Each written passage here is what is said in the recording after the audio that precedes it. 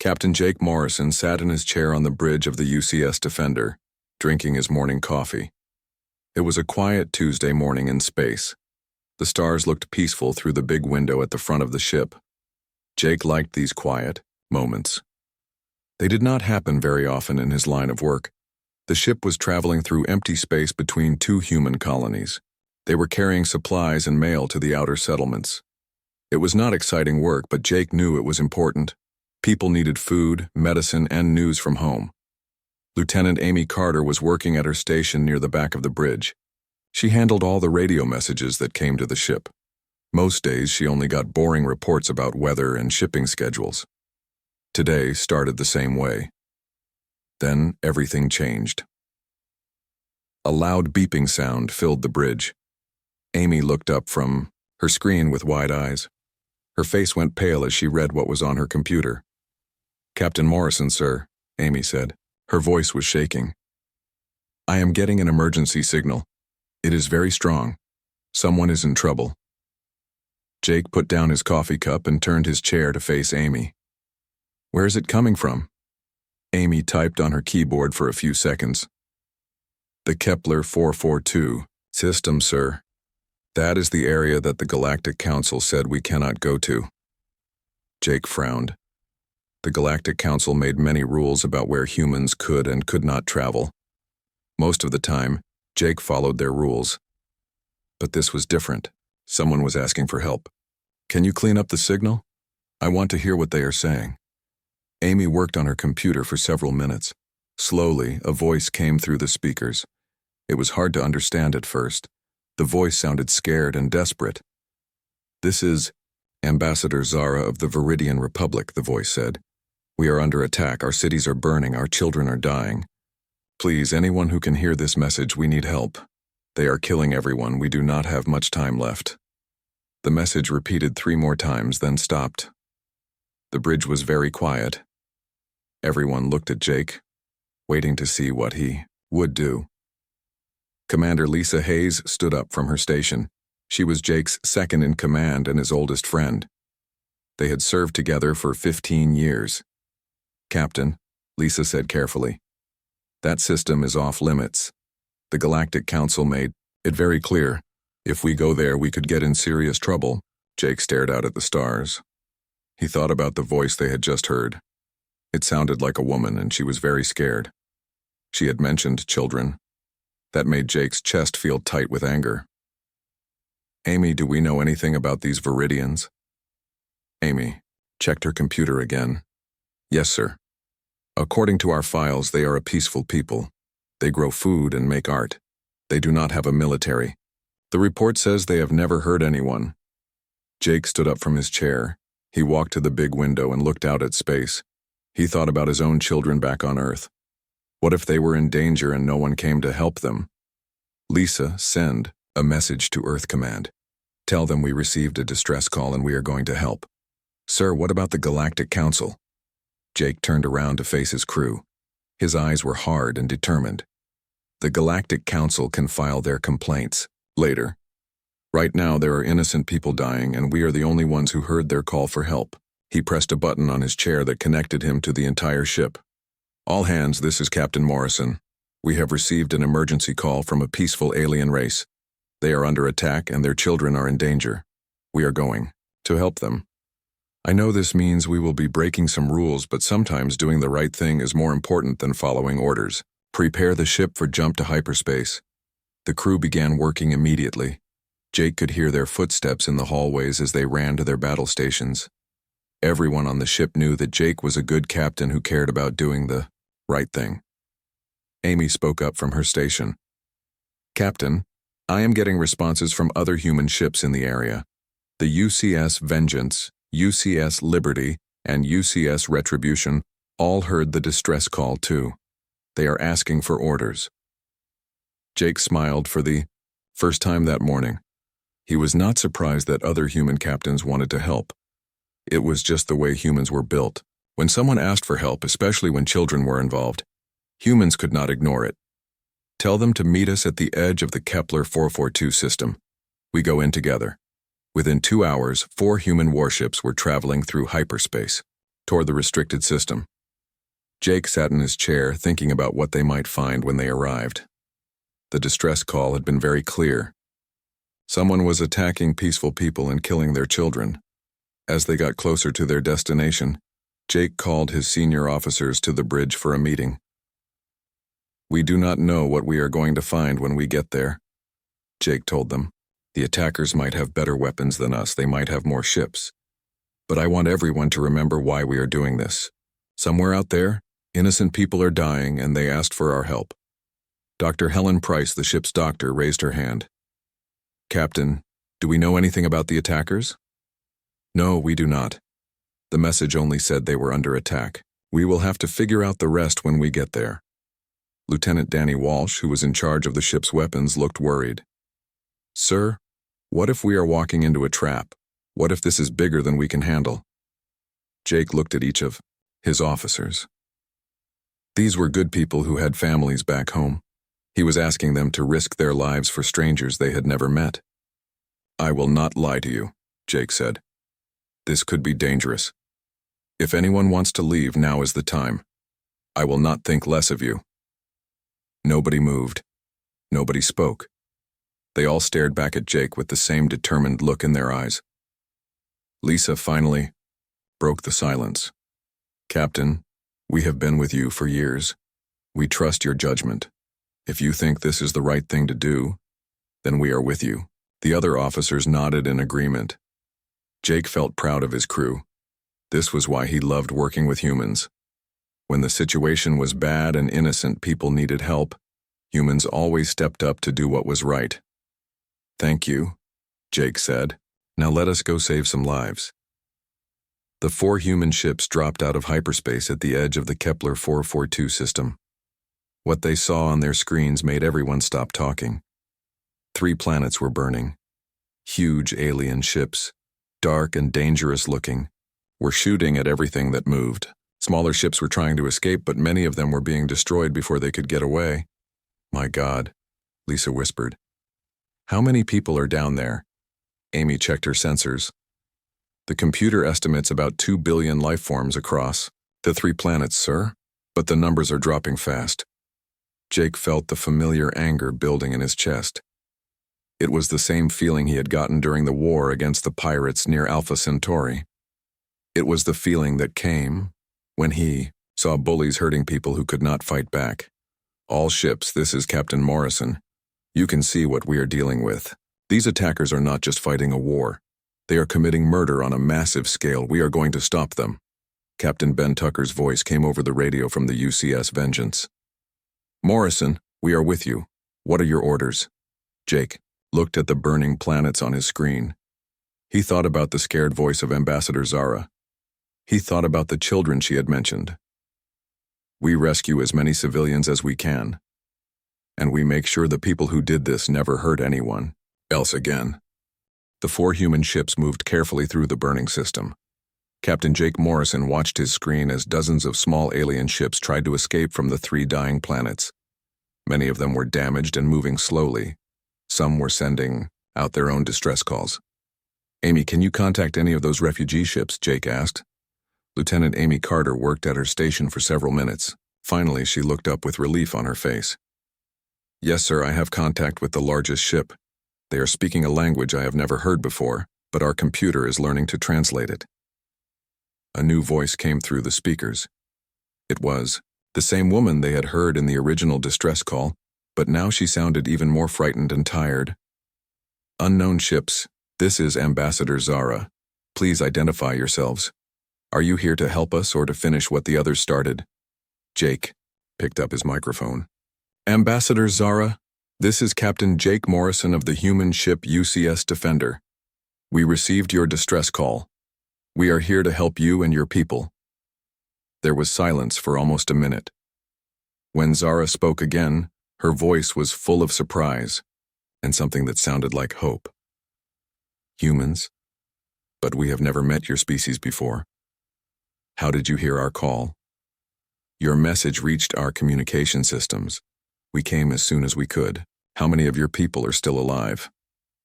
Another long pause. "Perhaps 50,000 across all the refugee ships. We had over 2 billion people on our 3 worlds just 2 days ago. The number hit Jake like a punch to the stomach. 2 billion people, mostly dead in just 2 days. He looked around the bridge and saw the same shock on his crew's faces.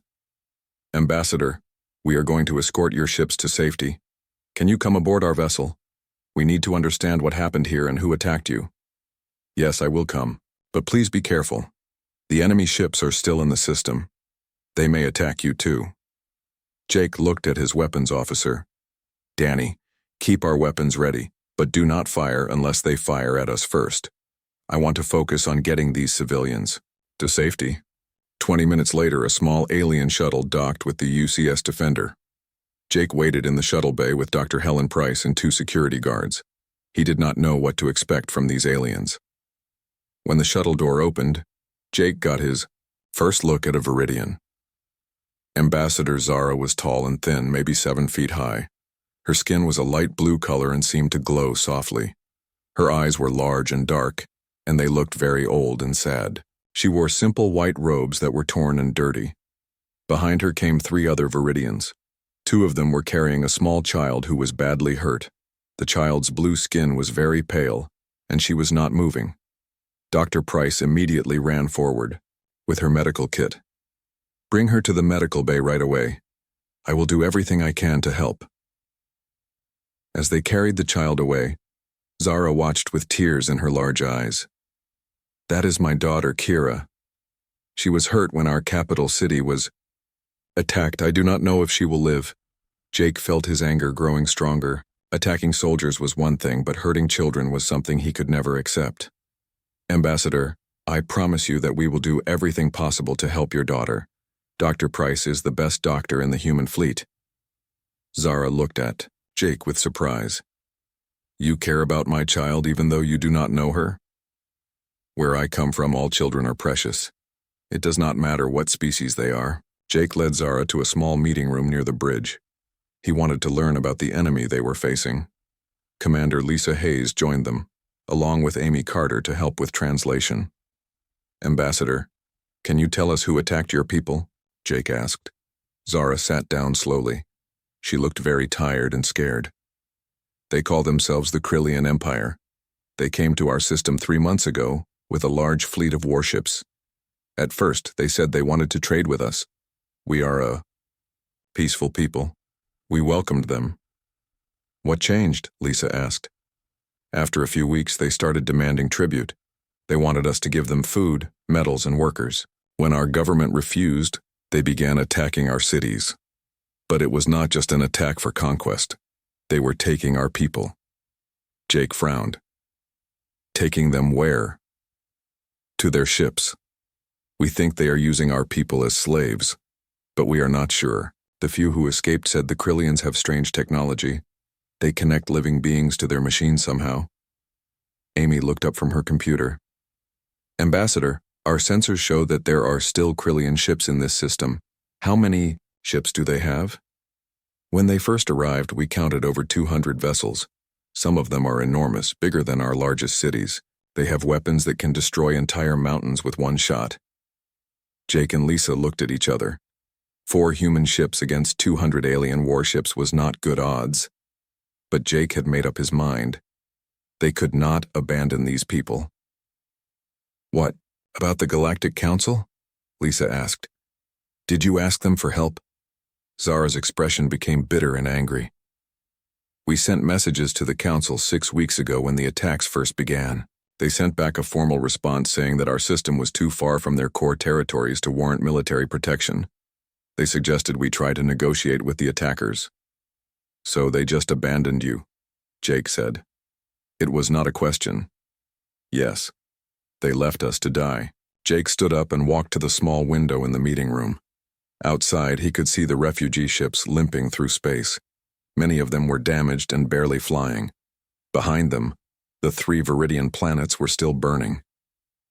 Ambassador, I need to ask you something important. These Krillians, do they negotiate? Is there any chance we can convince them to stop the killing? Zara shook her head. They do not see other species as equals. To them, we are just resources to be harvested. They will not stop until every last Viridian is dead or captured. Dr. Price's voice came over the communication system. Captain Morrison, please come to the medical bay. I have news about the child. Jake and Zara hurried to the medical bay. They found Dr. Price working over the small Viridian girl. The child was connected to several human medical machines, and her breathing seemed more steady.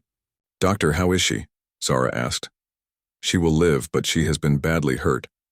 The weapon that injured her is unlike anything I have ever seen. It seems to attack the body at the cellular level, breaking down tissue from the inside. If she had not received treatment soon, she would have died. Zara knelt beside her daughter's bed and took her small hand. Thank you, doctor. You have saved her life. Dr. Price looked troubled. Ambassador, I need to ask you about this weapon. Have you seen what it does to other victims? Yes. It is horrible. The weapon does not kill quickly. It makes the victim suffer for hours before they die. And the Krillians seem to enjoy watching the pain they cause. Jake felt his hands clench into fists. He had fought pirates and criminals before, but never anyone who enjoyed causing suffering like this. These Krillians were not just enemies, they were monsters. Lisa appeared in the doorway of the medical bay. Captain, we have a problem. Our sensors are picking up Krillian ships moving toward the refugee fleet. 3 large vessels approaching fast. Jake looked down at the sleeping Viridian child, then at her mother's frightened face. He thought about the 50,000 refugees trying to escape in damaged ships. He thought about the 2 billion people who had already died. Ambassador, I want you to stay here with your daughter. Lisa, get back to the bridge and contact the other human captains. Tell them we have incoming hostiles. As Jake walked back to the bridge, he made a decision that would change everything. The Galactic Council might have abandoned the Viridians, but humanity would not. These monsters had hurt children and killed billions of innocent people. That was something Jake could never let stand. Danny, charge all weapons. Amy, send a message to Earth Command. Tell them we are about to engage a hostile alien force in defense of civilian refugees. Tell them we need backup, but we are going to fight, whether help comes or not. Jake sat down in his captain's chair and looked out at the approaching Krillian ships. They were massive and dark, with weapon ports glowing along their sides. They looked like ships designed for killing. All human vessels, this is Captain Morrison. The enemy is approaching. Remember what we are fighting for. There are 50,000 innocent people behind us, including children. We do not let the monsters through. The response came immediately from the other 3 human ships. Copy that, Morrison. We are ready to fight. Jake watched the Krillian ships getting closer on his screen. He was scared, but he was also angry. These aliens had made a big mistake. They had hurt children and killed peaceful people. Now they were about to learn what happened when you made humanity angry. The 3 Krillian ships moved toward the human fleet like dark sharks in the water. Captain Jake Morrison watched them approach on his screen. Each enemy vessel was 3 times larger than his ship. Their weapons were already glowing, ready to fire. Captain, incoming message from Earth Command, Amy reported. Jake pressed the button to accept the call. Admiral Patricia Stone's face appeared on the main screen. She looked worried and angry at the same time. Morrison, what the hell are you doing out there? You are supposed to be on a supply run, not starting a war with unknown aliens. Admiral, we received a distress call from a peaceful species. They are being slaughtered by an enemy force. We could not ignore it. The Galactic Council is already sending us angry messages. They say you violated their restricted zone order. Jake felt his jaw tighten. With respect, Admiral, the Galactic Council left these people to die. Someone had to help them. Admiral Stone was quiet for a moment. Jake could see her thinking hard about the situation. Finally, she spoke again. Morrison, I am sending you backup, but it will take time to arrive. Can you hold your position? We will do our best, Admiral, but there are children here who need protection. We cannot retreat. Understood. Help is coming. Try to stay alive until it gets there. The communication ended. Jake looked around his bridge. His crew was ready for battle, but they all knew the odds were against them. Captain, Lisa said, Amy is receiving another message. This one is from the Krillian ships. Put it through. A new voice came over the speakers. It was deep and harsh, speaking in broken English. Human vessels, you will leave this area immediately. These creatures belong to the Krillian Empire. Do not interfere with our collection operations. Jake picked up his microphone. This is Captain Morrison of the human fleet. These are not creatures. They are intelligent beings with families and children. We will not let you hurt them. The alien voice laughed. It was a cold, cruel sound. Humans are unknown to us, but you appear to be as foolish as the Blueskins. Your 4 small ships cannot stop our fleet. Leave now, or we will add you to our collection. Our collection? Jake asked. All living beings have value as power sources. For our ships, the Blueskins have provided excellent energy for our weapons. Perhaps humans will be even better. Jake felt sick to his stomach. These monsters were not just killing the Viridians. They were using them as living batteries to power their war machines. You made a mistake, Jake said into the microphone. You hurt innocent children. Now you have to deal with humans who are very angry. The alien laughed again. We will see how angry you are when our weapons tear your ships apart. The 3 Krillian vessels opened fire. Bright green energy beams shot toward the human ships. Jake grabbed his chair as the defender shook from the impact. Shields down to 60%, Danny reported, but our weapons are charged and ready. All ships return fire, Jake ordered. Target their weapon systems first. The 4 human ships spread out and began attacking the much larger Krillian vessels. Their weapons were smaller, but they were more accurate. Jake watched as their missiles found weak spots in the enemy armor. Captain Ben Tucker's voice came over the radio from the UCS Vengeance. Morrison, these things are tough. Our weapons are barely scratching them. Keep firing, Jake replied. We just need to buy time for the refugees to escape. But the battle was not going well. The Krillian ships had more weapons and stronger shields than the human vessels. Slowly, the human ships were being pushed back. That was when Admiral Stone's backup arrived. A single black ship dropped out of hyperspace near the battle. It was smaller than the other human vessels, but it looked different, more dangerous. The ship had no name painted on its side, only a number, SC-7. Unknown vessel. Identify yourself, Jake called out. A cold, calm voice answered. This is Colonel Steve Blake of Special Command Unit 7. We are here to assist. Jake had heard stories about Special Command. They were soldiers who had volunteered for dangerous experiments to make them better fighters. Most people called them the Reapers because they were so deadly in combat. Colonel Blake, we are outnumbered and outgunned. These aliens are using captured civilians as power sources for their weapons. Understood, Captain. We will handle this situation. Please continue protecting the refugee fleet. The black ship moved toward the largest Krillian vessel with incredible speed. Jake watched in amazement as it dodged energy beams that should have destroyed it. The ship's pilot was flying like no human Jake had ever seen. Suddenly, the black ship disappeared from Jake's sensors. Amy, where did they go? I do not know, sir. They just vanished. Colonel Blake's voice came over the radio. Captain Morrison, we are boarding the enemy command ship. Continue your attack on the other 2 vessels. We will take care of the big one. Jake could not believe what he was hearing. Colonel, you cannot board that ship with just 1 vessel. It must have thousands of enemy soldiers inside. Captain, you do not understand what we are. We are not normal soldiers anymore.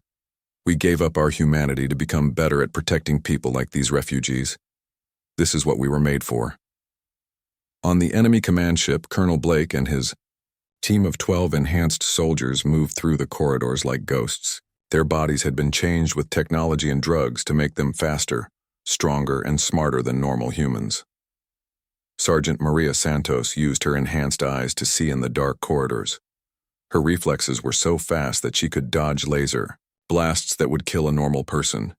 She moved ahead of the team, clearing the way with her advanced weapons. Lieutenant Danny Walsh had computer chips connected to his brain that let him talk to alien machines. As they moved through the ship, he was learning how the Krillian systems worked. The Krillians they encountered were large insect-like creatures with hard shells and multiple arms. They were strong and well-armed, but they had never fought anything like the Reapers before. The enhanced humans moved through the ship with perfect coordination. Each soldier knew exactly what the others were thinking and planning. They fought as one unit, covering each other and eliminating enemies with frightening efficiency. When they reached the ship's power core, they found something that made even these hardened warriors pause in shock. Hundreds of alien beings, including many Viridians, were connected to the ship's systems. Tubes and wires were attached to their bodies, slowly draining their life force to power the vessel's weapons. "My God," Maria whispered. "They are using them as living batteries." Walsh connected his enhanced brain to the ship's computer system. "Colonel, I can reverse the process and free them, but it will take time." "Do it," Blake ordered. "We did not come this far to leave anyone behind." As Walsh worked to free the prisoners, the rest of the team prepared to defend their position. Soon, dozens of Krillian soldiers were attacking from all directions. But the Reapers were ready. They had been created for this exact situation. When innocent people needed protection from monsters, they became humanity's deadliest weapon. The battle inside the Krillian ship was brutal but short. The enhanced humans moved with inhuman speed and precision. Their weapons cut through alien armor. Like paper, their tactical intelligence allowed them to outthink and outfight enemies that should have overwhelmed them. Outside, Jake watched in amazement as the largest Krillian ship suddenly stopped firing. Its lights began to flicker, and it started to drift in space. "Captain, I am reading massive system failures on the enemy command ship," Amy reported. "It looks like their power core is shutting down." Blake's voice came over the radio. "Captain Morrison, we have control of the enemy flagship. We are also freeing several hundred prisoners, including many Viridian civilians." Jake felt hope for the first time since the battle began. "Outstanding work, Colonel. What about the other two ships?" "They are trying to retreat, but their command ship is no longer coordinating their movements. This is your chance to finish them." Jake looked at his crew. They had been fighting a losing battle just minutes ago. Now they had a chance to win. "All ships, target the retreating vessels. Do not let them escape to hurt more innocent people." The 4 human ships attacked the remaining Krillian vessels with renewed energy. Without their command ship to coordinate their defense, the aliens were confused and disorganized. Within an hour, both enemy ships were destroyed. The battle was over, and humanity had won its first victory against the Krillian Empire.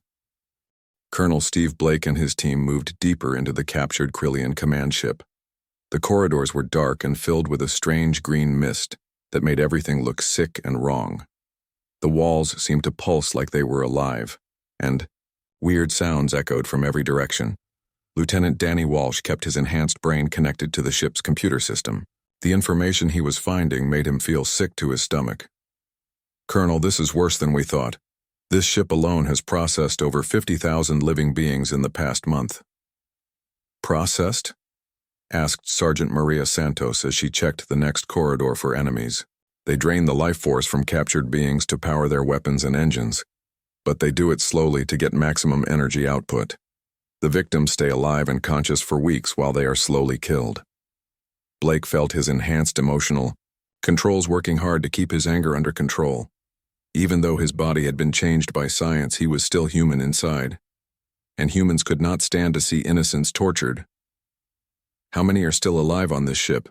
Blake asked. Walsh typed commands into a wall panel with his cybernetic fingers. "Over 800 prisoners are connected to the power systems. Most of them are Viridians, but I am reading life signs from at least 12 different species." The team reached a massive door marked with alien symbols. Behind it, they could hear sounds that made their blood run cold. It sounded like hundreds of people crying and moaning in pain. "This is it," Walsh said. "The main power core is behind this door." Blake nodded to his team. "Remember, we are here to save lives. Every second we waste means more innocent people die." The door slid open, and the Reapers stepped into a nightmare. The room was enormous, filled with rows and rows of captured beings connected to glowing machines. Tubes and wires ran from their bodies to a massive pulsing core in the center of the chamber. Most of the prisoners were Viridians, their blue skin now pale and gray from the energy drain. But Blake could see other alien species too. Some looked like humans, but with different colored skin. Others were completely alien with features he had never seen before. All of them were conscious. All of them were in pain. Their eyes followed the human soldiers as they entered the room, filled with desperate hope. "Dear God," Maria whispered, "how can anyone do this to living beings?" In the center of the room, several Krillian technicians were monitoring the energy drain process. They were large, insect-like creatures with multiple arms and cold, emotionless eyes. When they saw the human soldiers, they immediately reached for their weapons. But the Reapers were faster. Maria's enhanced reflexes allowed her to fire 3 perfect shots before the aliens could even draw their guns. The Krillian technicians fell to the ground, their threat eliminated. Walsh ran to the main control panel and began working frantically. "Colonel, this system is incredibly complex. They have been perfecting this torture method for centuries. It will take me at least 20 minutes to safely disconnect everyone." "We do not have 20 minutes," Blake replied. "I can hear more enemies coming." Heavy footsteps echoed from the corridors outside. The remaining Krillian crew had finally organized a response to the human invasion. Blake counted at least 50 sets of footsteps moving toward their position. Maria, Tony, Frank set up a defensive position at the door. "Do not let anything through." "Walsh, work as fast as you can. The rest of you, help me start disconnecting prisoners manually." The enhanced soldiers moved with perfect efficiency. Blake and his team began carefully removing tubes and wires from the closest prisoners, while Walsh worked on shutting down the main system. The first prisoner they freed was a young Viridian girl, barely alive after weeks of energy drain. Blake gently lifted her from the machine and carried her to a safe corner of the room. Her eyes opened and looked at him with wonder. "You came," she whispered in broken English. "The ambassador said help might come, but we thought we would die here." "You are safe now," Blake told her. "We are going to get all of you out of here." Outside, the Krillian soldiers had reached the power core chamber. They began firing energy weapons through the doorway, but Maria and her team were ready. Their enhanced bodies allowed them to move faster than the aliens could track, dodging energy blasts that would have killed normal humans. The battle was fierce but one-sided. The Krillians were strong and well-armed, but they had never faced opponents like the Reapers.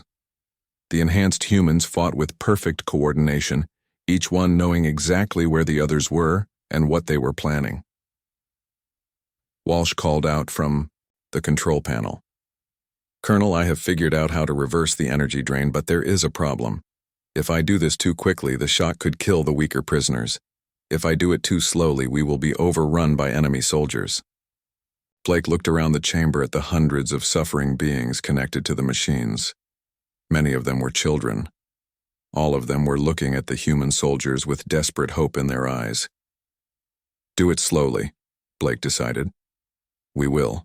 Hold the line as long as it takes. No one gets left behind."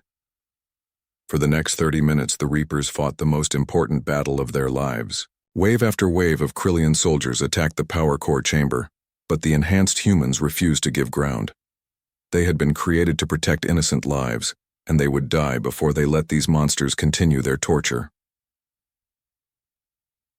Walsh worked frantically at the control panel, slowly and carefully disconnecting each prisoner from the energy drain system. One by one, the captured beings were freed from their nightmare. Many of them were too weak to stand, but they were alive and free. As the last prisoner was disconnected, Walsh made another discovery that changed everything. "Colonel, I have access to their entire database. This ship is not alone. The Krillian Empire has over 300 vessels just like this one, spread across dozens of star systems. They have been doing this for thousands of years." Blake felt a cold rage building in his enhanced heart. "How many total prisoners?" "The database shows over 2 million beings currently connected to their power systems.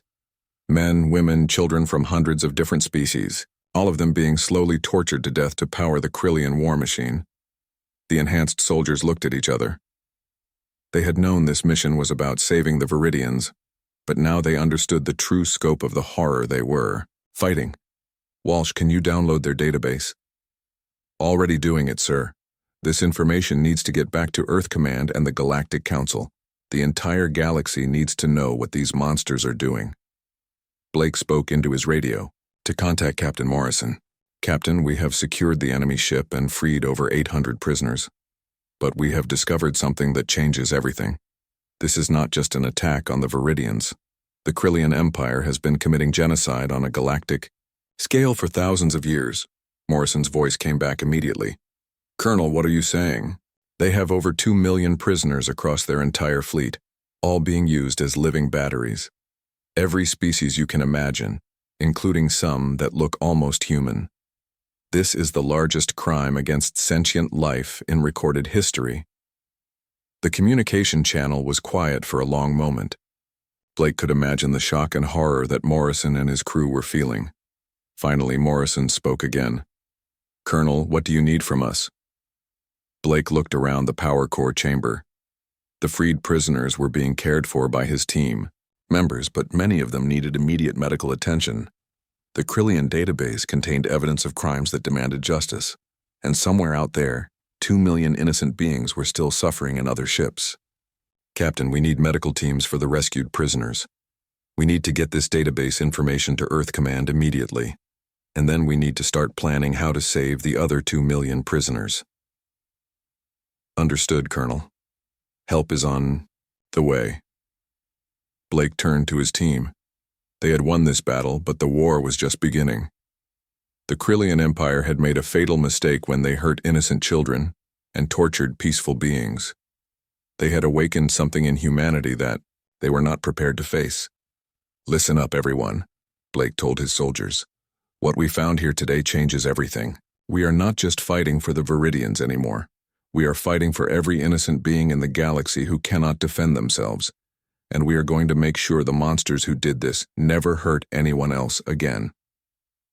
The Reapers nodded, grimly. They had been created to be humanity's most dangerous warriors.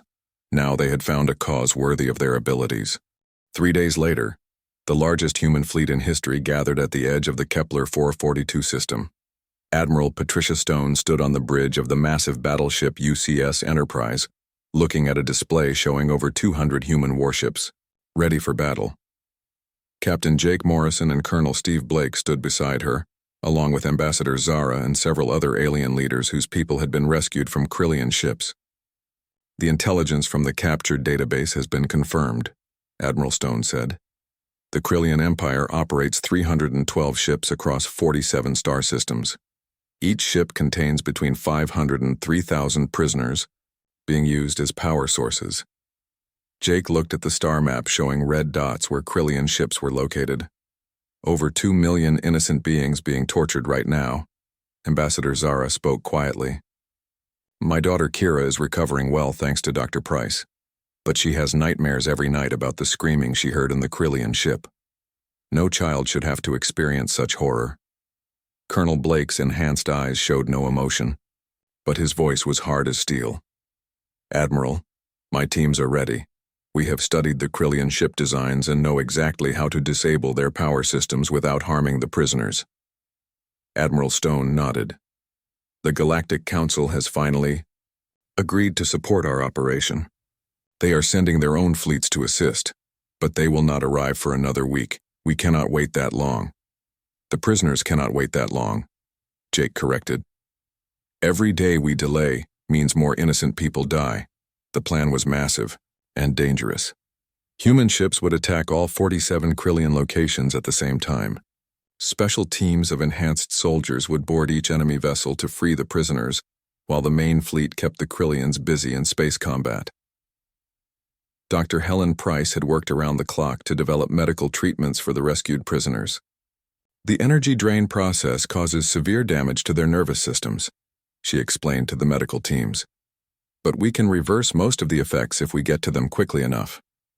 Admiral Stone turned to address the entire fleet over the Awoke communication system.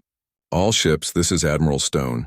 Today we fight the largest rescue operation in human history. We are not fighting for territory or resources. We are fighting to save innocent lives and stop the most evil empire the galaxy has ever seen. Paused, looking at the faces of the alien survivors who had been rescued from the first Krillian ship. The Krillian Empire thinks that might makes right. They think they can torture and kill anyone who is weaker than them. Today we show them what happens when they threaten people that humanity has decided to protect. The human fleet split into 47 groups, each one heading for a different star system. Jake commanded the group attacking the largest Krillian base, a massive space station that held over 20,000 prisoners. As they traveled through hyperspace, Jake thought about how much had changed in just 1 week.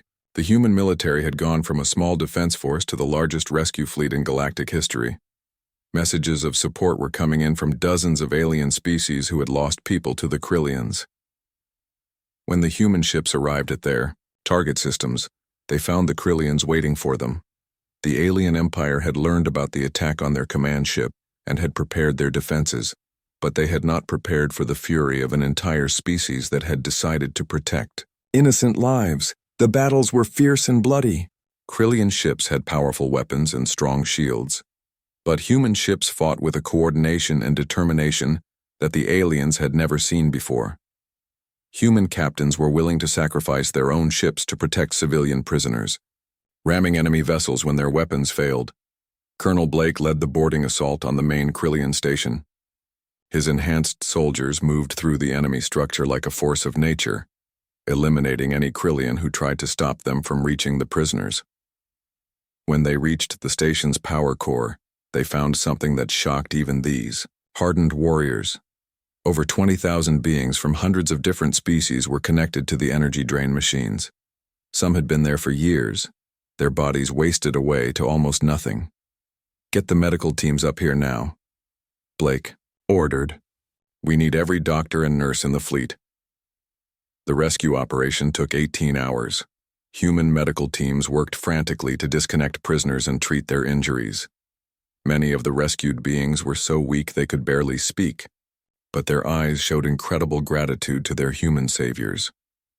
As word spread that the prisoners were being freed, something unexpected happened. The remaining Krillian crew began surrendering. For the first time in their empire's history, they were facing an enemy that was more determined and more dangerous than they were. Ambassador Zara worked with the human translation teams to communicate with the rescued prisoners. Many of them had been captured months or even years ago. Some had given up hope of ever being free. "The humans came for us," one elderly alien told Zara with tears in his eyes. "We had never met them before, but they risked their lives to save us." How can such kindness exist in the universe? Across all 47 star systems, the story was the same. Human fleets overwhelmed Krillian defenses through superior tactics and sheer determination. Enhanced soldiers boarded enemy ships and freed every prisoner they could find. By the end of the operation, over 1.8 million beings had been rescued. The remaining Krillian ships had either been destroyed or forced to surrender. The empire that had terrorized the galaxy for thousands of years was finished. Admiral Stone stood on the bridge of her flagship, reading reports from all the rescue missions. Final count shows 1,843,612 prisoners freed alive.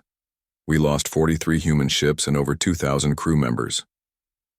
Jake looked out at the rescued beings being transferred to hospital ships. They came from hundreds of different worlds and species, but they all had one thing in common. They were free because humanity had decided they deserved to live. "Admiral, what happens now?" Jake asked. "Now we make sure something like this never happens again. The Galactic Council has agreed to establish a new organization dedicated to protecting innocent beings across the galaxy. They want humans to lead it." Colonel Blake joined them on the bridge. His team had just finished securing the last Krillian stronghold. "The enhanced soldiers are ready to serve in this new organization. We were created to protect people who cannot protect themselves. This gives our existence meaning." Ambassador Zara approached with her daughter Kira, who was now healthy and smiling. "Captain Morrison, Colonel Blake, I do not have words to thank you for what you have done. You saved not just my people, but millions of beings across the galaxy." Jake knelt down to talk to the young Viridian girl. "Kira, do you remember what I told you in the medical bay?" She nodded. "You said that all children are precious no matter what species they are." "That is right, and now the whole galaxy knows that. If anyone ever tries to hurt children again, humanity will be there to stop them."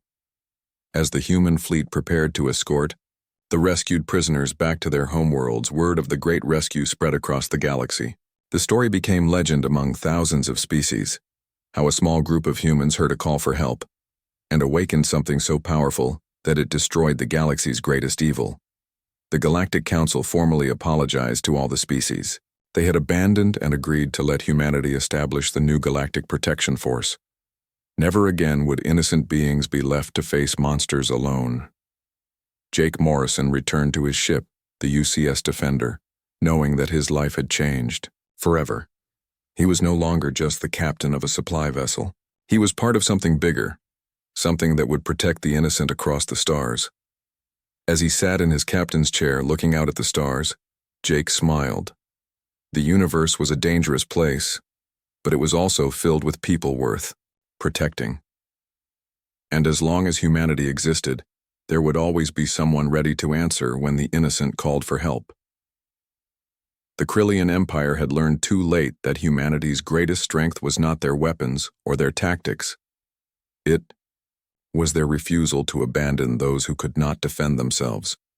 That lesson would echo through the galaxy for generations to come.